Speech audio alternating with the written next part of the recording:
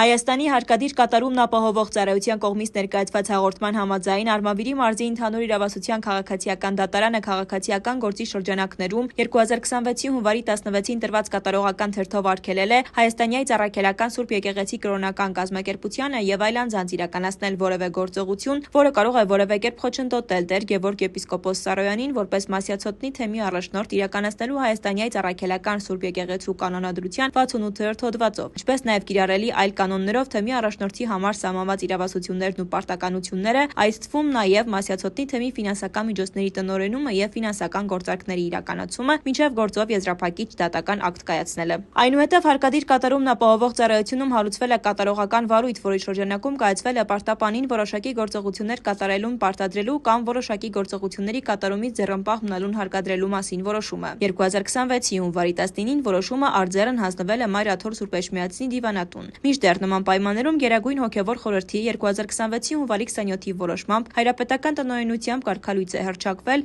Տեր Գևորգ եպիսկոպոս Սարոյանը։ Նկատի ունենալով, որ հաղորդմամբ փաստվում են հիշյալ կատարողական վարույթի շրջանակում Հայաստանյայց Առաքելական Սուրբ Եկեղեցու համապատասխան ծառայողների կողմից իրենց ծառայողական լիազորությունները եւ դրանցով պայմանավորված ազդեցությունը օգտագործելով օրինական ուժի մեջ մտած դատական ակտը չկատարելու եւ այն չկատարելուն դրդելու առերևույթ հանցագործության դեպքեր 2026-ի հունվարի 29-ին քննչական կոմիտեի հատկապես կարևոր գործերի քննության գլխավոր վարչությունում նախաձեռնվել է քրվարույթ։ Քրեական օրենսգրքի 507-րդ հոդվածի 2-րդ մասի եւ 46-507-րդ հոդվածի 2-րդ մասի հատկանիշներով, որով իրականացվում են վարութային եւ ապացուցողական գործողություններ։